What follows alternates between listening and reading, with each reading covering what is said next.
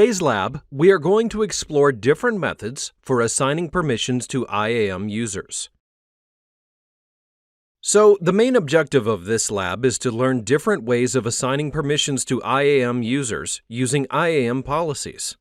In our previous lab, we have learned a way to assign permissions to IAM users using IAM user groups. So, we place a user in a user group and assign permissions or attach IAM policies directly to that user group. And since our user is in that user group, it will inherit those policies from that group. So as a prerequisite of this lab, we will have to remove the permissions from our admin user so that we can see the effect of assigning permissions for admin user. For this purpose, we will have to remove the permissions from administrator group that our admin user is in and is inheriting permissions from that user group. Okay, so in this lab, I have two tabs of Firefox browser. In one tab, I have root user, and in another tab, I have IAM admin user. So you can see in this tab, which has a white background, I have logged into my root user account. And in this tab with the black background, which is a private tab, you can see private browsing over here. I have logged into my admin user account. So then now we will verify what permissions our IAM user currently has. So from our root user account, I will go to the user groups. I will go to the administrator user group, and then in the Permissions tab, I can see that it has Administrator Access Policy attached. So then, if I go to my admin user account, which is in the Private Browsing tab, and I search for a service like EC2 and I select the service, you'll then see that we are currently able to make API calls which are present in this EC2 dashboard. And we can also see some other information like ECT free tier quota user services, which are available to us since we have Administrator Access Policy attached. So now if I go back to my root user account and I select this policy and remove this policy from this group, I have now removed the policy from this group. But since my user does not have any policies directly attached to it, but it was inheriting policies from this group, if I go back to my admin user account and I refresh this page, you will see that these API calls will now fail because my user does not have permissions anymore. So, this will take us to our first way of assigning permissions rather than assigning permissions using the group. And this, of course, is assigning permissions by attaching policies directly to a user. So, in this same way, we will click on Permissions, and then we will directly assign permissions to our user, and we'll see how that affects our current permissions. So now we'll go to our root user account, and we will click on Users. Click on Admin, and from the Permissions tab, I'll click on Add Permissions and Add Permissions. Here I will select Attach Policies directly, and here is where I'm going to search for EC2 Full Access. I'll select this policy and click Next. Now I click Add Permissions. So now our Amazon EC2 Full Access policy is attached to our admin user directly. If I go back to my Admin Users tab, and then I refresh this page now, you will see that most of the API calls on the EC2 dashboard have been resolved, but we were unable to resolve the call for the EC2 free tier usage. The policy that we have attached with our user EC2 full access policy does not give us permissions to see how much free tier quota we have used because that's an administrative permission. So for this, we'll have to have a policy which gives us free tier usage, which we currently do not have in our EC2 Full Access AWS Managed policy. But we're still able to make most of the API calls which are related to EC2 and other related services. So this is one way of assigning permissions to our IAM user. For the next way, we'll have to remove these permissions from our admin user so that we can see the effect of the permissions that we will attach. So I'll go back to my root user account and I will select the permissions which are attached to my admin user and click Remove to remove these permissions. Now I'm going to verify, and I do this by going into my admin user's account and then refreshing the page. There, I'll see that API calls have now failed again.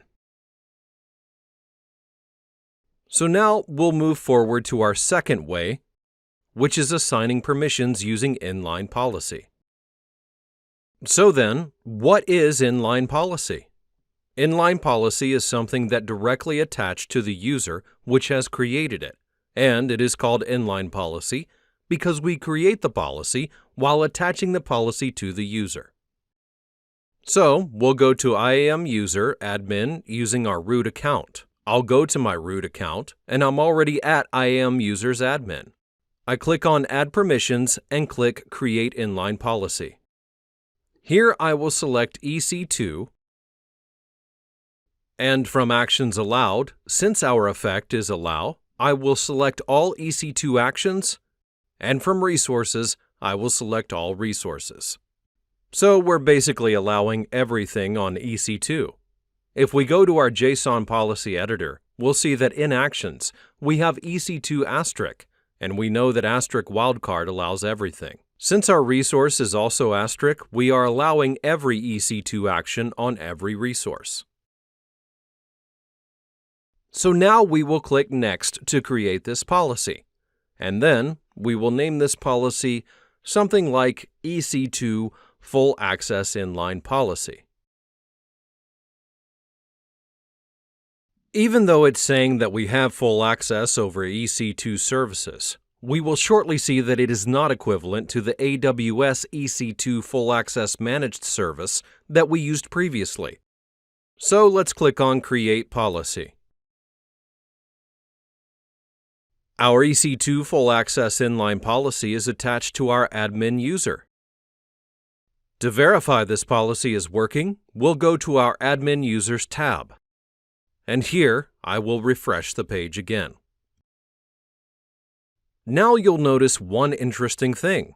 That is, we are getting API errors on two of the APIs, which is Autoscaling Group and Load Balancers. But why? So what's happening here is that our EC2 dashboard includes information from related services, like Autoscaling Groups and Load Balancers. These services require separate permissions to have access, and our EC2 Full Access Policy does not provide us the access to Autoscaling Group or Load Balancers APIs. But this can actually be verified. First, I go to my admin account, and then I go to Policies. In these policies, I will search for EC2 Full Access Policy. When I click on this policy, you will see that it does not only provide us full access policy on EC2, but it has provided us some permissions over some other services as well. This includes EC2 Autoscaling and ELB or Load Balancing and ELB v2. So this policy is allowing us permissions to Autoscaling and Load Balancing. That is why when we use this AWS Managed policy, we did not get API errors over Autoscaling and Load Balancing. These services are related to EC2, so AWS has provided access to these services as well when providing EC2 full access. We also see this in the JSON format because we have Elastic Load Balancing call in asterisk allowed and we have Autoscaling call in asterisk allowed.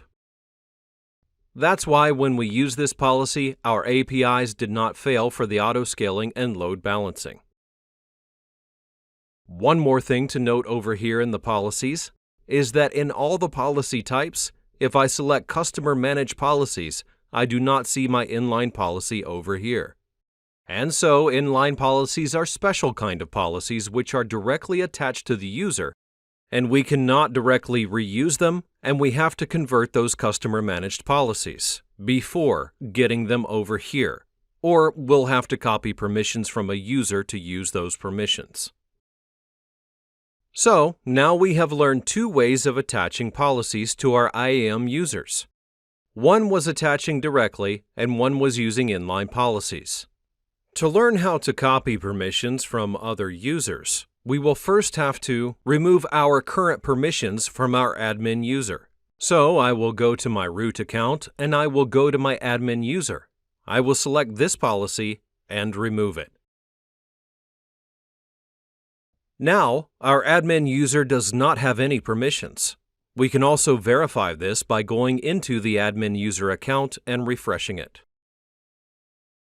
Now we can see that our user again does not have any access to any of the APIs, since it does not have any permissions attached to it. For the last way of assigning permissions, which is assign permissions by copying permissions, we will need another user account from which we can copy the permissions. For this purpose, we will create a test admin dummy user, and we will assign administrator access policy to it. So for this purpose, let's go to the root user account. Once we are here, we click Create User. I will create a test admin and not provide it the access to AWS Management Console since it's a dummy user, and then click Next. Then I will attach policies directly. We'll select Administrator Access and click Next and click Create User. Our dummy test admin user has been created, which has Administrator Access policy attached to it. So now let's go back to our admin user. Here we'll click on Add Permissions and click on Add Permissions. Here we will select Copy Permissions, and we will copy the permissions from the test admin dummy user, which has administrator access policies attached to it. Then click Next. In the permission summary, you'll see what policies are being attached to our user, which is administrator access, and we'll click Add Permissions. Now we see our admin user has administrator access, which we have copied from our test admin user. To verify if these permissions are working, we'll go to Admin User and we will click on Refresh. We see that all the APIs, including the EC2 free tier, are now working since we have Administrator Access Policy attached. We have learned 3 new ways to attach permissions to IAM User in this lab. To clean up the resources that we've created during this lab, we will go to IAM Users, Admin and Permissions. We then delete the permissions from the admin user that we currently have, and we'll delete the dummy user. Then we restore the permissions of the administrator group so that admin user does not directly have attached policies, but inherits policies from the administrator group. So let's go to our root user account, and here from the user admin, I will remove these policies that are directly attached.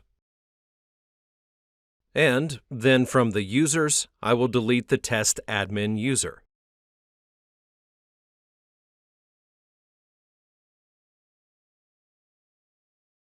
From the user groups, I will assign the permissions to my administrator user, which are administrator access policy. We can also verify this from Admin's User tab. We go to the Private Browsing tab, and I will refresh this. Now we can see that all the AP calls have successfully been made, so our users have no admin access inherited from the administrator's user group. So that's it for today's lab. We have learned 3 new ways of assigning permissions to our IAM users.